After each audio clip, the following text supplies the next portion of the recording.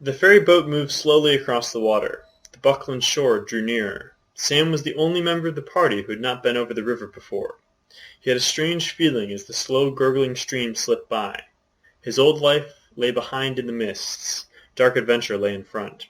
He scratched his head and for a moment had a passing wish that Mr. Frodo could have gone on living quietly at Bag End.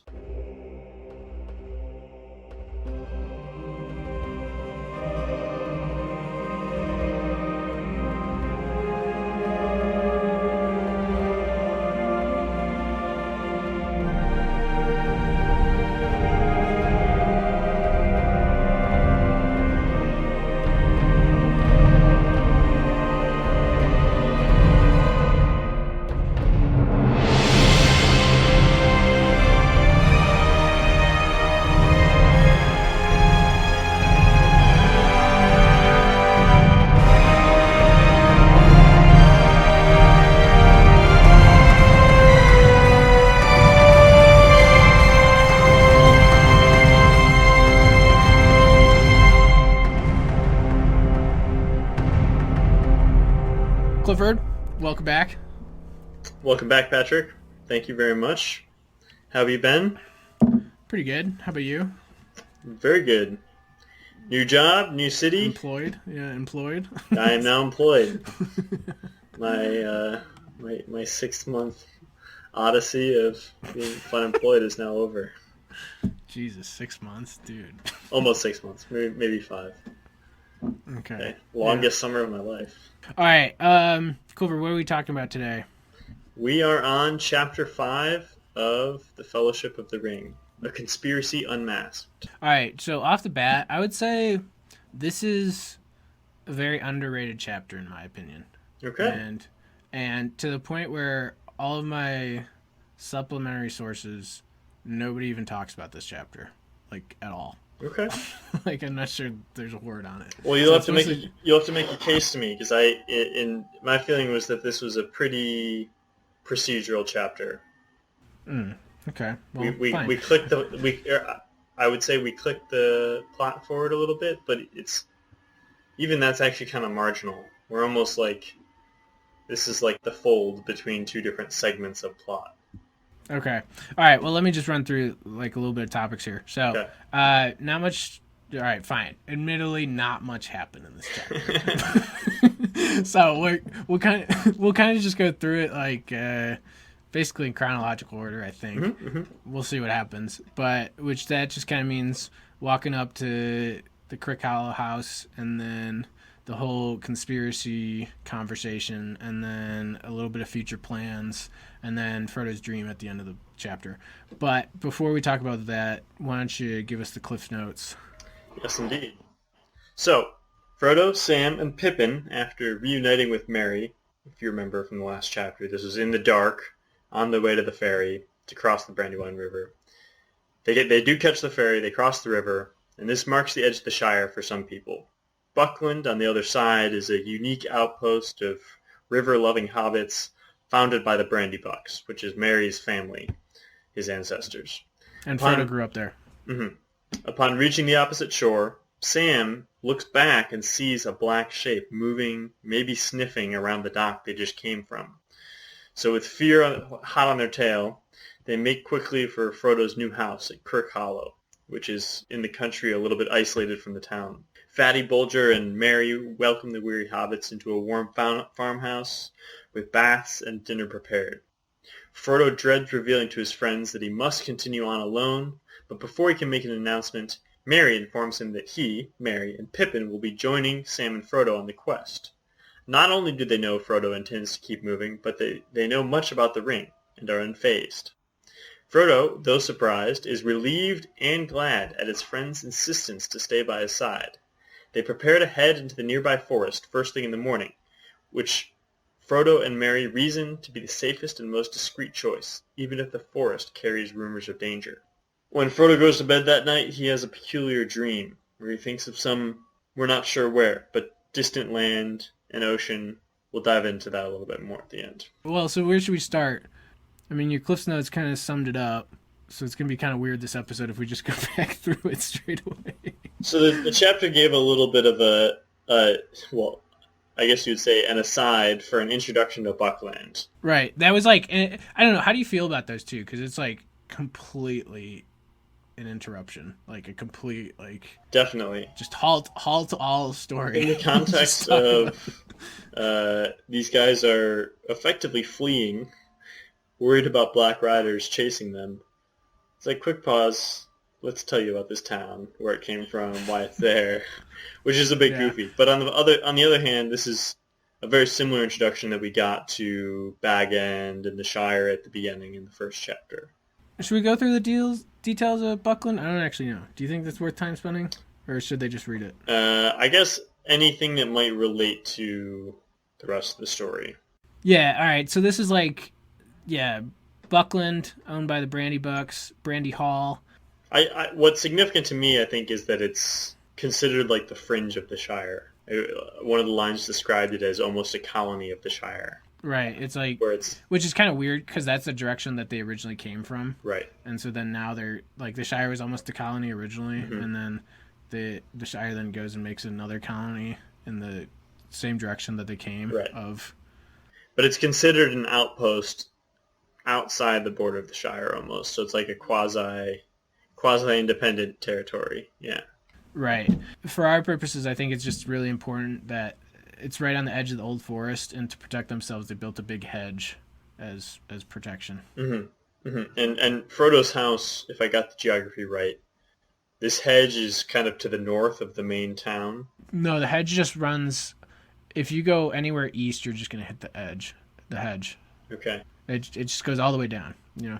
You can Frodo lives relatively close to it, right? Yeah, I think so. Yeah, he's out of the way in an extremely unassuming place. Okay. Like the nearest house isn't within sight, I think. Right. Frodo was actually pretty happy with this house that he comes across. Yeah.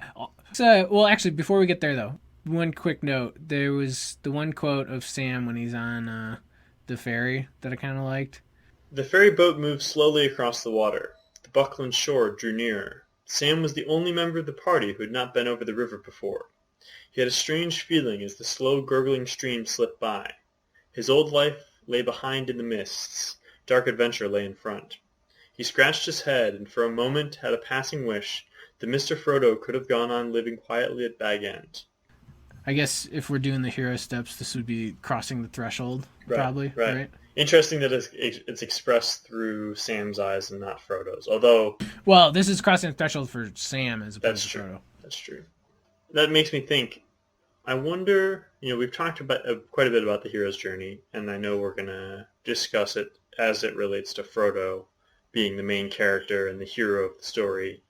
But this is a perfect example. Sam is undergoing some of those same steps as well. Well, it makes you question: is Frodo the hero of the story? Okay, I guess I shouldn't. I guess jump we'll to have any to come back conclusions. to that. Okay. But yeah, that's all I want to say on that. But Okay. Yeah, go on with Sam. Yeah, definitely. Like, it seems like Sam is going through some of those steps, like you said here, crossing a threshold. Interesting that he is sort of the foil, or like he's how we're observing that reflection on leaving the Shire, and it's also like some of the maybe the first reticence that we've heard from Sam about like hesitating about this whole thing. He's been very gung-ho up to this point. Like, yeah, I'm doing it. Don't even worry about me, Mr. Frodo. Even with that quote, though, he's still completely loyal to Frodo. He just wishes like Frodo didn't have to do this, because then he wouldn't have to do this. But he's still glued to Frodo to go on this no matter what. Right. But yeah, I thought the whole quote completely gets the idea across, and then it also like fits the vibe. Like, it was pretty super creepy out on that river, and then there's the Black Rider on the other side. So just another good job by Tolkien, if you ask me. Yeah, you get a real sense of there being like, I don't know, like this at this exact moment in the story when they're crossing the river, they're now like untethered from the past, and the future is completely open. Like, anything could happen right now. I know you could say that for any point in the story, like once they've started their adventure. But... Well, I did actually think too, like this whole chapter, it's like there was a threat that like a Black Rider could show up to this door at any point. Like, that actually was like kind of credible if you read this. Right. Right. At Frodo's house, you mean? Yeah. Mm-hmm. So I guess let's keep going with that. After they get off the ferry, Sam looks back, sees this Black Rider. Everyone's like, oh shoot, we better get moving. And so Merry rushes ahead. The others follow along a little bit more slowly. And is that because Merry's on a horse? Is that right? Yeah, he's on a pony, I think. Also, let's just get this out of the way too. Merry, like, this guy is awesome. He's very competent. He's like, such a good friend. Just like, all right, I'll take all your junk. I'll set it up for you. I'll move you in. And then I'll set up these hot baths for you guys because I know you've been traveling for 2 days. It's like, Merry sweet. Yeah, seems like he kind of saves the day in this situation. Yeah, he is like he is extremely competent. Mm-hmm. Can't say the same for Pippin so far. At all. Pippin's more comic relief so far. Yeah, but Merry's just on top of it. He's on the ball. So as they're making their way to Frodo's house out of town, they were discussing basically, like how likely it is they're going to get caught by a Black Rider, and it kind of sounded like there's a bridge a little bit further north, upriver, and a rider on a horse would be stopped by the guards at the bridge during the night because it's sketchy, but could either overpower the guards or come in first thing in the morning and show up at Frodo's door pretty darn quickly, right? Yeah.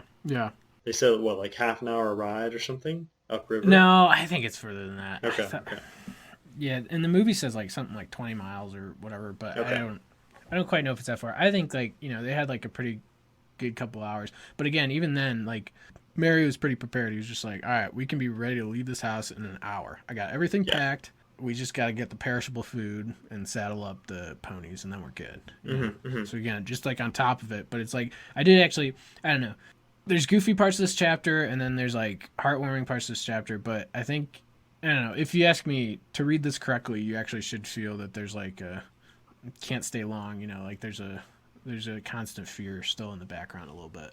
Right. And the one reason that, other than things being comfortable, Frodo and the others want to stay longer is because they're still waiting on Gandalf, right? Right. Yeah, that's the other part too. Yeah. And that's a little bit of a, I don't know, I guess it feels a little bit spooky to me that we haven't heard from Gandalf, who is ostensibly kind of all-powerful and should be where he says he's going to be. Right, and we saw that in The Hobbit too, mm-hmm. like Tolkien had Gandalf leave the adventure in The Hobbit just because, like, all right, we got to put them on their own, like really shake this up. Right, and it throws everyone off when the most omnipotent character we've met so far is not following through on where he said he would be. Yeah, and I told you in the original scene when the original scene where they first see a Black Rider, like that was originally supposed to be Gandalf, but then he was like, wait, it'll be way better if it's not, and it's something super creepy. Right. Right. Anything else? Well, all right, so there was that bass song. That was kind of fun. Mm-hmm. I don't really have much to say on the bass song, but I do just want to stop and, like, let's just note right now, in Chapter 5, we just heard this silly bath song. This was recorded in writing, especially, like, from the view of, like, the scribe in Gondor that's writing all this. This was something that happened, and this was in this book, and made it in, survived 150 years to the writing of Lord of the Rings. Uh-huh. We're going to take note, and maybe we'll come back to that as this book develops. Okay. So let's just note this moment. Yeah, to me it struck me as like a little bit of a return to some of the like childishness of The Hobbit. Yeah. Pretty removed from like the very grand struggle that undergirds the Lord of the Rings, and is more of like the kind of goofy, relatable aspect of The Hobbit. It's actually, we could probably have like a real conversation about this, but I think we'll wait for more examples and we'll just reference this one later. Okay. Yeah, Pippin's kind of goofy. He's kind of fun, but completely incompetent. Merry, I'm all about Merry right now. And noteworthy, people have thought, like, when picking like Lord of the Rings characters for people, I have been chosen as Pippin by many people at some points, but I don't. You're offended?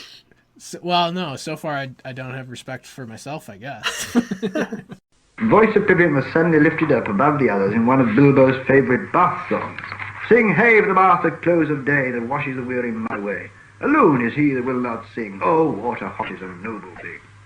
Oh, sweet is the sound of falling rain and the brook that leaped from hill to plain. but better than rain or rippling streams is water hot with smokes and steam. Oh, water cold we may pour at need down a thirsty throat to be glad indeed, but better is beer if drink we lack, and water hot poured down the back. Oh, water is fair that leaps on high in a fountain white beneath the sky, but never did fountain sound so sweet as splashing hot water with my feet. Yeah, all right, let's get into the main thing though, like the whole conspiracy part. Yeah, so what is the conspiracy that the chapter's titled after? Oh, come on, how about I ask you? Okay, ask me. Yeah, all right, I'm asking you, Clifford. So, the conspiracy, which I assumed would be something very sinister, or Really? possibly Frodo's designs on what he's going to do going forwards, turns out to be Frodo's friends conspiring to help him out and look after him. I think we kind of got to do like a pretty good breakdown of this, because like this isn't anywhere in the movie, and I feel like most people breeze over this. Right. They show up at the house. They're eating dinner. Merry wants the full blow-by-blow of what's been going on, and Frodo is pretty silent and pensive at this point. We can assume he's like pretty shaken. Well, he's just nervous in general because he knows the full weight.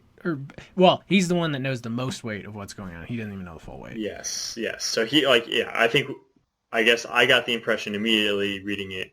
He knows that it has to do with the ring, that the Black Riders are searching for him specifically and the ring also. Well, they're searching for Bilbo because he has the ring. Frodo kind of realizes that. Right. Yeah. Okay. And he can't reveal that he has the ring, so therefore he can't be all that specific about the Black Riders. Pippin dives in, gives the full blow-by-blow. Sam chimes in here and there. Which is kind of weird because Sam kind of knows close to the full weight that Frodo knows. Right. But Sam seems unaffected. Right. Which kind of makes him likable, endearing. But Pippin's prying Frodo to reveal more, right? And then like he thinks like Farmer Maggot was kind of guessing right that it has something to do with Bilbo and everything. Yeah, if you remember, this is at Farmer Maggot's house. Farmer Maggot was kind of speaking in vague terms, but was like, you've got yourself mixed up in something, and basically like didn't give any specific details, but it was one of those cases where you can imagine him looking Frodo in the eye, and Frodo realizes that he's onto something. And we see here Pippin was clearly aware of that, and so Frodo lets on a little bit, but doesn't want to give too much. I mean, Frodo does admit he thinks the riders were looking for Bilbo and his treasure, and he plain says like this is a very serious matter, and he's not safe even in Buckland. And then at that point, it gets kind of weird for the reader or first read through, because at that point, Merry and Pippin start whispering to each other and looking like, "Hey, this is it. He's gonna reveal it. It's all coming out this minute," which you're like, "What?"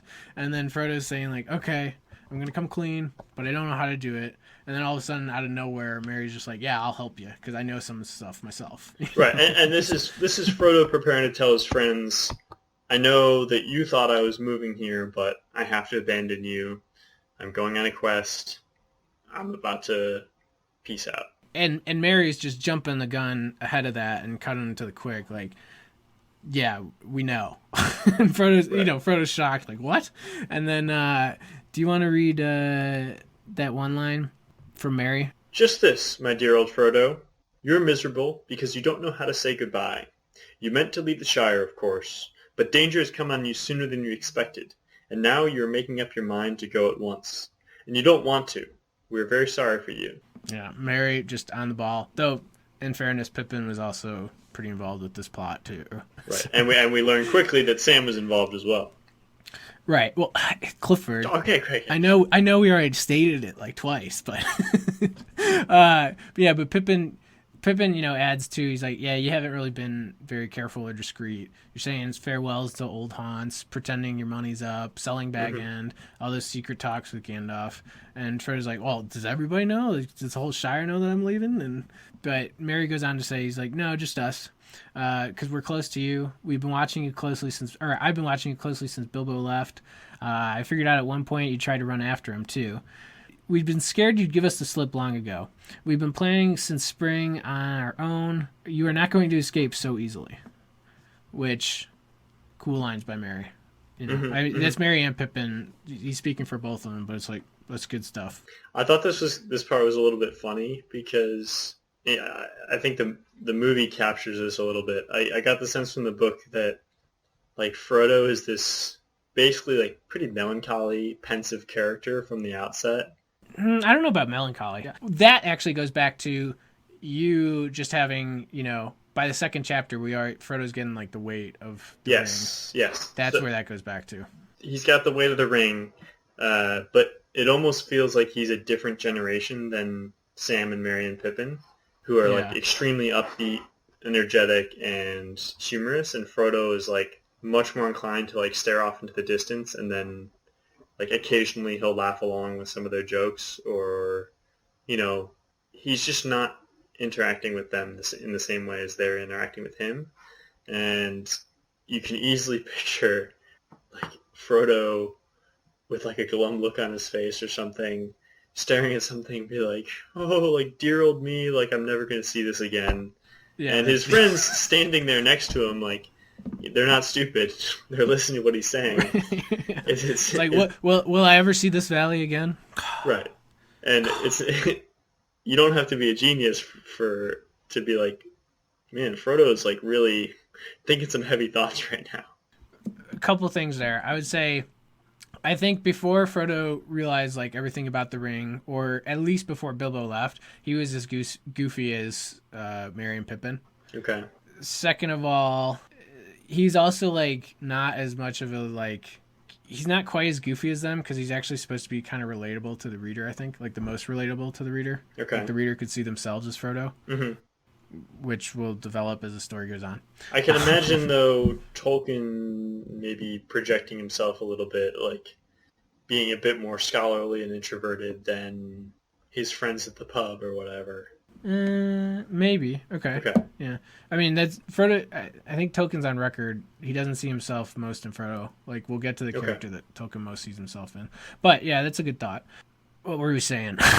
but yeah. Like, I totally agree. Like, yeah, Merry and Pippin were walking around the woods when Frodo's like, I'll never see this again. And then they're like, all right, something's up with them. Mm-hmm. Bilbo's left. He was really close to him. We should keep an eye on him. But I'd still say, though, it's like, hopefully you do that for your best friends, but it's still like, and maybe it'd be obvious, but as we're about to see, like, how deep into, like, snooping, stalking territory they go, like, how many people would you do that for? Or how many people do you think would do that for you, of, like, your friends? Right. I mean, that's an open question. Like, I don't know. Well, I'd say part of it is snooping. Part of it, I'm sure, is just, like, pure curiosity.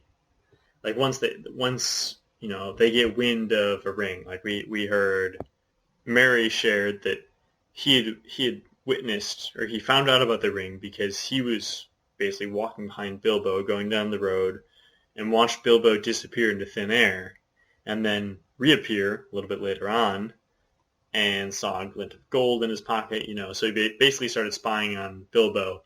That strikes me as just like pure youthful curiosity. Like you just saw what looked like magic and you want to know more. Yeah. And I think at some point there's like a crossover where like they've got, we learned that basically Sam was the informant of sorts. Well, but hold on. With Merry, though, he said he was keeping an eye on Frodo as soon as Bilbo left. Like, he thought, all right, at some point Frodo's probably going to run after him. Right. And that's for 17 years he's kind of keeping this watch, basically. Mm-hmm. Which is like, I don't know. That's beyond, like, at some point you would think, like, oh, I don't know. You wouldn't be diligent like that. And that's not to say that Merry was extremely diligent, but I think he was more than just curious. Well, that's what I mean is, like, at this initial part where he's, like, seeing Bilbo with the ring, that strikes me as just curiosity. Like, that's what it's born out of. But, yeah, and no doubt, clearly a very dedicated friend. And to your question, I don't really know, because I don't know of like a close friend who would be so dedicated and diligent, but also so secretive, as to be like spying. I can imagine different situations, like somebody saying like, hey, we really got to talk about X, or Y, or Z, or I've noticed you've been acting a little bit weird lately, or, is there anything you want to bring up? Whatever it is. But the the basic spying and like plotting to counteract Frodo's plotting is a bit goofy. Yeah, well, I mean, I don't know. I think it's cool. You know? Yeah, no. Clifford, if we lived in the same city, I would probably be keeping tabs on it. For 17 years. Well, that's questionable on that part. I haven't even known you 17 years, so. It's true. All right, well, let's go a little bit more. All right, so Mary basically said, he's like, all right, we know you got to go, and it's going to be hard for you. We feel really bad. And Frodo's just saying, like, well, I still have to go. Please don't hinder me. Don't make this harder than it has to be, right? Mm-hmm. And then Pippin goes on to say, no. You don't understand. We know you have to go, and we do too. Like, Sam's great, and, like, there's a quote, like, he would jump down a dragon's throat to save you, but you need more companions than that. Pippin and Merry they're not just going to let Frodo go, or, you know, they're not just keeping tabs on him and going to try to stop him. Like, they're going to lean into it and go with him and embrace it. Mm-hmm. Again, cool. This little segment makes me wonder, do you think this is just like a pure devotion to a friend? We know that Frodo, Merry, and Pippin are all good friends. Sam, we assume, is also friends, even though he also works for Frodo, so he's like kind of... No, I don't think Sam was like quite... Like, Sam's like... He was enlisted by Merry and Pippin. Frodo, Merry, and Pippin were a club. Mm-hmm. Sam's on the outside of it. Because he's like a lower... I mean, he works for Frodo. He's not really a friend. Well, I mean, like, they were on good terms, but yeah, it was more of like a... He calls Frodo master, right? Well, no, it's not like he's a slave. Yeah, no, but like... But it's... Frodo, Merry, and Pippin are on an inside group of friends. Uh-huh. So think of like your inside group of friends when you're like a kid or something. Mm-hmm. And then Sam's not in that group. I don't know. I don't want to say like he's a lower level, but he's kind of like a lower... I mean, I think he's younger, right? Well, I think Pippin's the youngest. Okay, never mind. You can look in the appendix of that, but I'm pretty sure Pippin's the youngest. Actually, I think Sam's like second oldest. He might be older than Merry too. Well, regardless, he acts like the youngest too. What I'm getting at though is like there's a clear, like, devoted friendship here with Merry and Pippin, trying to look after Frodo and make sure that he's doing okay, but like to make it this broader commitment and to bring Sam in. I wonder if Merry or Pippin or Sam feels like a similar, maybe more vague, but similar sense of obligation to like a higher purpose or higher calling that Frodo feels dealing with the ring. And it's not just about like the personal relationship they have with Frodo, you know? Like if they're aware that they have to sort of, you know, think beyond themselves, plan to do something really big and significant. You know what I mean? They're doing that because and totally for their friend. You know, like they might be motivated by those ideas, but I think it's more so purely for Frodo. Though they have heard of Bilbo's adventure and they want something like that in their lives too. Mm-hmm. Mm-hmm. Okay. You know, but I'd say they're mostly in just for Frodo because they're extremely loyal friends. Okay. Which, you know, that's possibly the biggest theme of the book. I don't know. There's running battle for what's like the biggest thing going on, but you know, the first book's called The Fellowship of the Ring, mm-hmm. and it's for reasons like this. and this chapter is really the formation of the Fellowship. Yeah, but you know, I mean, all right, so like, or I guess the beginnings of the Fellowship. Yeah, I mean, there's the rest of this. You know, Frodo like accepts that he's. Yeah, Frodo's like, he hears that they're saying like, no, we want to go with you and everything, and Frodo's like, my dear and most beloved hobbits. He literally says that, which is also funny that they say like, oh, my beloved, you know, nobody would say my beloved humans. Mm-hmm. It's funny that they say beloved hobbits. Anyways, you know, but he says like, I can't do that to you, and Mary's like, that's why we're coming. Like we know the ring's no laughing matter. Like this is gonna be hard and everything. And then it's revealed Sam's the chief investigator and everything. Sam's like, sorry, but you can't go alone. You know, like Merry and Pippin are right. You got to take us. Plus Gilder, the elf, said you got to take us and everything. All of that put together. All right, if you've seen the movies, everybody kind of knows like like for specifically like what Sam's gonna go on to do in this whole story, and like prove his value of friendship and everything. But I feel like this chapter just gets overlooked, which is why I think this is such an underrated chapter. Like in Tom Shippey's books, he even says like this was a pointless stop. Like there's so many rest stops in this first half of the first book that it's like and this one was just pointless, but I mean I don't think so, because this is like, where else do you see like, yeah, Sam kind of signs up and he's going to go through everything, but like, and he's going to be loyal to Frodo, but Merry and Pippin are completely volunteering for this, like, and they really don't even know what they're getting into. But like, I think there's a difference. Like they know that it's going to be dangerous, whereas Sam, like, he kind of signs up and Sam doesn't know at all what he's getting into in the second chapter. Whereas Merry and Pippin, they've seen the Black Riders already, and it's like, yeah, they know at least some sense of like how bad this is going to be, and they're like totally up for it, even though it is just like they don't plan on having any fun with this. Maybe. Like I think this one's the most underrated example of the friendships, because it's like, maybe you can say there's like a handful of friends that you have that would snoop around on you out of curiosity, but then like keep tabs on you very closely for years. But then how many friends would understand all the stuff that they're taking clues from, and then would say, okay, for your own good, we're going to protect you here. Like maybe you could get most of the handful of friends to do that, but how many from that handful could you get to say like, all right, not only do we know you have to go, we're going to try to make it easier on you by going with you instead of just trying to stop you, like for your own good, we're all going to go with you into danger. I mean, that's very hard to find. Yeah, true. I was going to say, like, I feel like Sam knew that danger is coming his way to some extent. And I do think Merry and Pippin expect some amount of fun.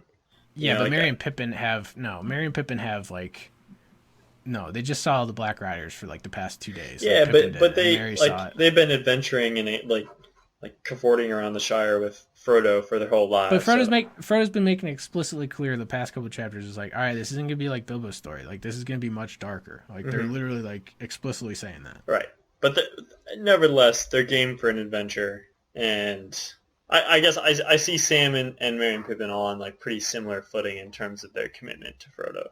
Yeah, but Frodo's commitment right now is to take this ring out as far away as possible as he can into some wasteland, and then if he dies, he dies. Like that's almost like Frodo's outlook right now. Right. And Merry and Pippin, I think, understand that better than Sam. Sam also understands that now, but he was like kind of like already committed before he really fully realizes that, in my opinion. Whereas Merry and Pippin is like, okay, they kind of get Frodo's bleak outlook, and they're like, yeah, we're doing it. Well, that's kind of what I was asking about earlier. Is like that makes me feel like Merry and Pippin and Sam have this like sense of higher calling or something beyond just looking out for Frodo. Because if they recognize that like Frodo is on this like death mission, the best way to look out for Frodo would be like, hey, be careful, don't go destroy yourself or something. Instead, they're like, okay, we have some sense or understand what you're committing yourself to, and we're going to commit ourselves to it as well. Well, what's the higher calling part? I think they're intertwined completely.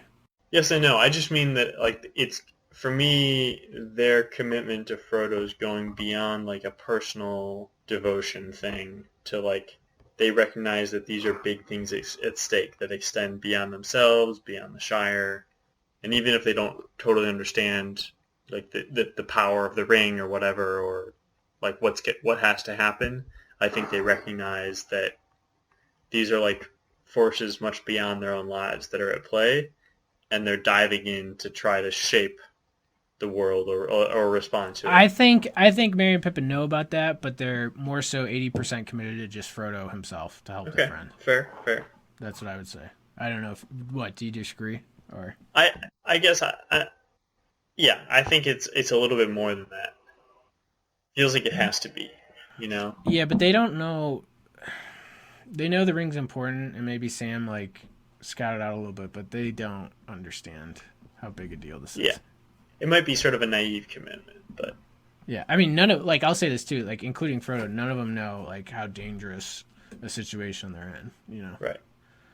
with the Black Riders. Because, I mean, yeah, and everybody that's seen the movies or read the books knows how dangerous the Black Riders are going to be. Mm-hmm. Farewell we call to Harpen Hall, the wind may blow and rain may fall. We must away at break of day, far over wood and mountain tall. To Rivendell, where elves yet dwell, in glades beneath the misty fell. Through moor and waste we ride in haste, and whither then we cannot tell. With foes ahead, behind us dread, beneath the sky shall be our bed. Until at last our toil be past, our journey done, our errand sped. We must away, we ride before the break of day. All right, should we just finish off? Yes, indeed. So they resolve to head out first thing. Oh, it was kind of funny because they reprised the Hobbit song for this. You know, like whatever the tune is for the first one, I think the movie version works pretty well. Merry and Pippin do that, and it was kind of funny. Like, good humor note. Like they have the line like, "We ride before break of day," and then Frodo's just like, "All right, cool. Well, we got a lot of stuff to prepare tonight then." And Pippin's like, "Oh, that was just poetry. You don't really actually mean to start before break of day, right?" It's like, no, yeah, I definitely do. Yeah. And Mary's already prepared for it, and then. That's when they decide, all right, I'm going to go through the Old Forest because that's the unexpected thing. Road's too dangerous. And then the fifth Hobbit, Fatty Bulger's there, and he's saying, like, oh, the Old Forest, that's worse than the Black Riders, you know, which is, you know, he's just raised on folk tales about it, which, right. Yeah. But Mary's like, no, Frodo's right, we got to do this. And so then that's what they're going to do. Meanwhile, this fatty guy, he's going to stay behind and wait for Gandalf and tell him about Frodo. That's their plan, because he's still like pretty connected with the Shire, and you know he loves Frodo, but not enough to go on this super dangerous adventure. Which is another thing to say, like, this is how much Merry and Pippin really like him, and how much I would say this is more like that would show a point of loyalty towards Frodo from Merry and Pippin, because this fatty guy's too scared to go. Yeah. Which no disrespect to him for being too scared. There's also the ominous line about Fatty staying behind. They little thought how dangerous that part might prove. Noteworthy. I'd say, yeah, multiple instances of some classic foreshadowing here. Like, the Old Forest certainly has some danger, even if they're brushing it off. I don't think they're really brushing it off. They're just saying, compared to the Black Riders, it's the least evil. And then, or the lesser of two evils. And then we've got the waiting for Gandalf is up in the air, so that's something to keep an eye on. And then, like you just said, the allusion to danger for Fatty staying behind. Right. So kind of interesting in the drafts, the plan was for Fatty to actually wait for Gandalf, and then he was actually going to go with Gandalf when he would just meet up with them later. That's all I'm going to say about that, because I don't want to spoil the drafts compared to the real story. But yeah. So that only leaves one thing left to talk about, which was the wave dream at the end. Why do you call it the wave dream? Because there's a wave at the end. Well, all right. Why don't you just read this section? Do you have the book? Yeah, I got it. Read that section. Eventually, he fell into a vague dream, in which he seemed to be looking out of a high window over a dark sea of tangled trees. Down below, among the roots, there was the sound of creatures crawling and snuffling. He felt sure they would smell him out sooner or later. Then he heard a noise in the distance. At first he thought it was a great wind coming over the leaves of the forest. Then he knew that it was not leaves, but the sound of the sea far off, a sound he had never heard in waking life, though it had often troubled his dreams. Suddenly he found he was out in the open. There were no trees after all. He was on a dark heath, and there was a strange salt smell in the air. Looking up, he saw before him a tall white tower, standing alone on a high ridge. A great desire came over him to climb the tower and see the sea. He started to struggle up towards the ridge, towards the tower. But suddenly a light came in the sky, and there was the noise of thunder. Oh shoot, did that not actually have a wave? Did I screw this up? How does the next chapter end? I was curious. Alright, we'll do this on the fly, and if I don't like it, I'll cut it, and we'll redo this section. Okay. So... Alright, so I kept saying the wave dream, because that's what Tolkien himself had. He had something, like, where he dreamt of the sea a lot, and then there was just this giant wave that, like, came over and, like, kind of... Almost immediately into this dream, I'm reminded of a special episode that we did, the Book of Lost Tales. Oh, yeah? where you'll have to help me The out. Cottage of Lost Play. The Cottage of Lost Play. You'll have to help me out with the names of the characters. But the main character is on this kind of abstract... Ariel? Ariel is on this sort of abstract, dreamy western coastline, very rugged. There's the ocean. He's on an island. An island, okay. I just remember, I just have like the memory of like this west-facing coast, and it being very like windswept and rugged, and there's like the mystical, fuzzy presence of the sea, like the gray land, and the sky, kind of stormy. Not all that specific, but in that episode, I remember talking quite a bit about like the dreamy character of the writing and how it felt very like impressionistic almost. Yeah. Where you can kind of squint your eyes and imagine something like that, but it's very hard to discern the specifics of what's going on. Like, it would be very hard for me to actually draw the landscape, even though I can kind of think what it would be in my head. This felt super similar to me. Like, there's this sense of something, and you kind of understand it, but you have almost no specifics at all. Right. And then it also, well, I'm also immediately drawn to the maps we have for Middle-earth. Do we have any, at this point, good reference for where this might be? Or is it he might be invented? talking about the white, the Tower Downs, which are just west of the Shire. So if you go west of the Shire, you can hit these 3 towers that were built by ancient kingdoms, like an ancient kingdom of men. And then if you go past that, you get to the Grey Havens, which is where some elves live, which is right on the sea. And I think we've talked about this before in past episodes. Maybe something regarding the Silmarillion. But yeah, I'm not quite sure. I don't remember. Or maybe an overview of the geography. But point being, maybe go on. Having looked at the maps and read other parts of the story, it definitely seems like a real place on the map. Specifically, one that is not that far from the Shire, but Frodo's never been to my mind. Yeah. Which is a pretty interesting combination. It's like it's almost weirder than it being a total invention of his mind, that it is actually something real, or probably is something real, but it's coming into Frodo's head for some reason. Yeah, well, so here's the deal. Like, when he's describing, like, the waves on the shore and everything, I feel like, especially in the Book of Lost Tales, too, he would have literally been writing this at this point.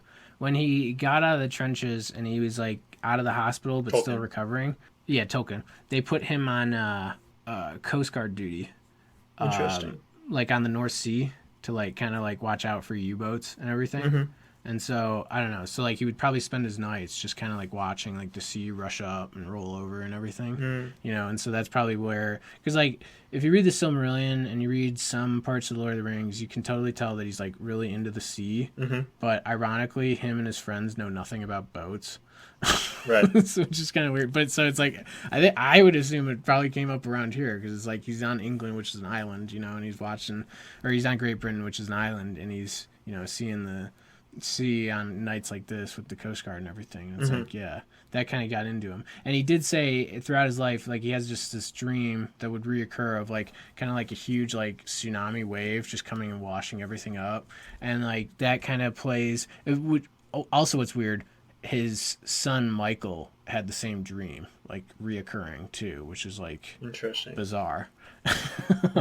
But then, yeah, but I think we might get into that more...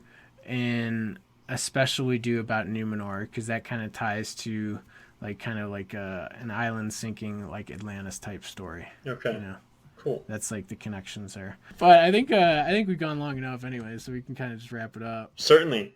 Stay tuned for Chapter 6. I think we've got some exciting things ahead. Yeah, Chapter 6 is a good one.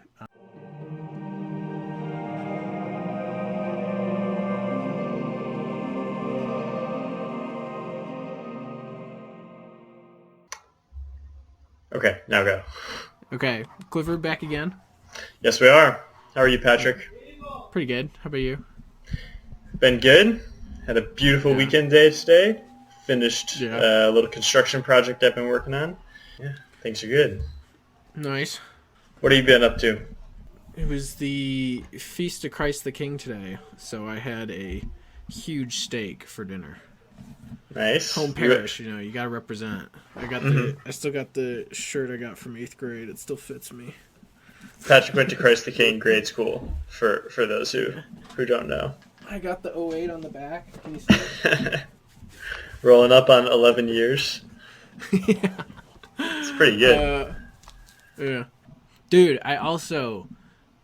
Disney Plus. I have thoughts. Interesting. Disney Plus? Oh, the new streaming network? Yeah. Dude, What's we're going to take advantage of that. What? What's the take? Well, okay, the Mandalorian show sucks. Like, if you like Marvel movies, I guess you like it, but it's just bad. Okay. But watching all the movies again, I don't think we're going to talk about it tonight, but I think next week, we got to talk... We're going to talk about some of those, like, the super classic old ones again. Disney movies. Yeah. Okay. We're going to bring it up. I think we'll bring it up next week because I want to, like, watch a couple of them again and come up with some thoughts for it. But, are you thinking about Hero's Journey, or you just want to talk about them? I think more talk about, like, the fairy tale aspect of it. But I think that'll go better with the Bombadil chapters. Plus, yeah. Here, I got a review here. Awesome. Okay. 5 stars. Very key. This is from Doc ML. Okay. Best Tolkien podcast. This is by far the most informative LOTR podcast I've ever listened to. Keep up the good work. Look at that. There we go. Beer koozie. Doc ML. Send us a email and with your address, and we'll send you the beer koozie. Where should he send the email to? TalkingTolkienPodcast@gmail.com. Okay. Additionally, the Instagram. Keep characters are still rolling through, so everybody go rate them.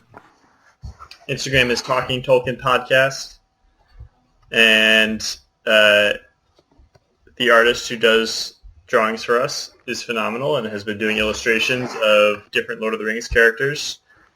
Follow along, and Patrick is compiling rankings of all the characters. Literally all of them. All right, Clifford, when this comes out, it's going to be the Wednesday night before Thanksgiving.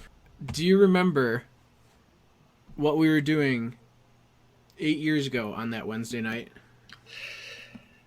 Was that the time we ran from school to your house? No, that was in December, but good guess. When you had chickenpox? No, I don't remember what we were Across doing. the ghetto of Chicago. What were you doing 8 years ago?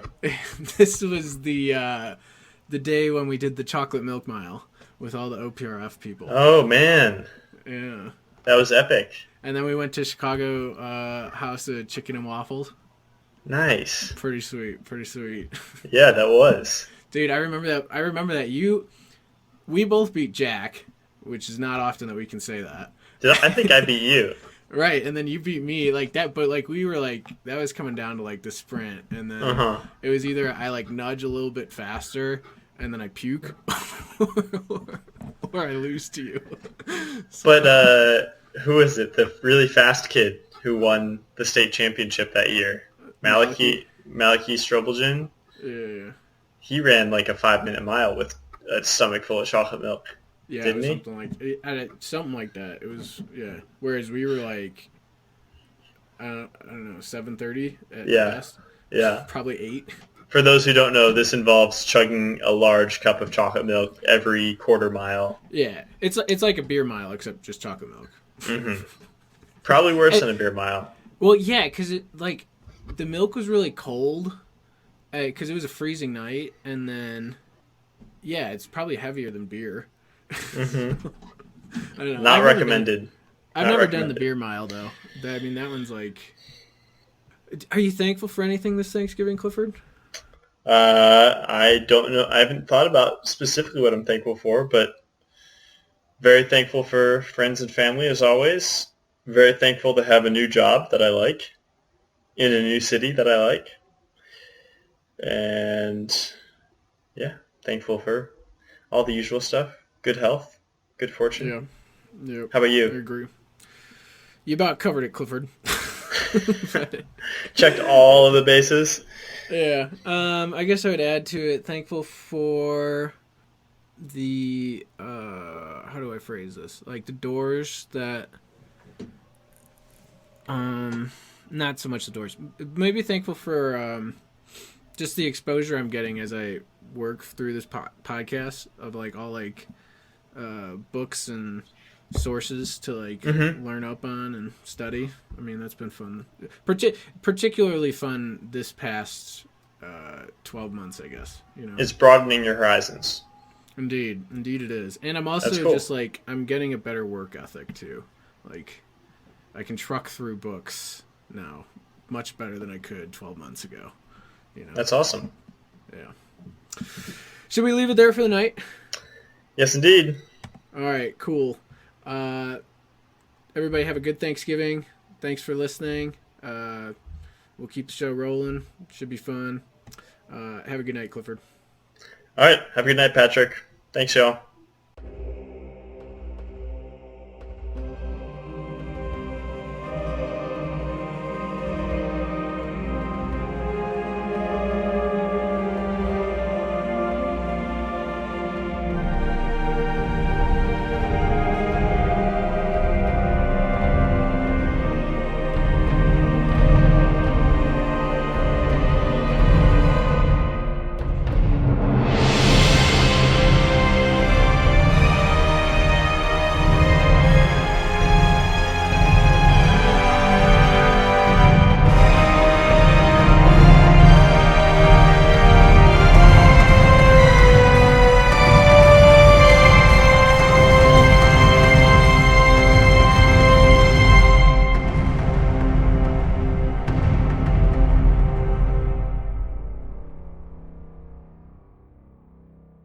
Plus Gilder, the elf, said you got to take us and everything.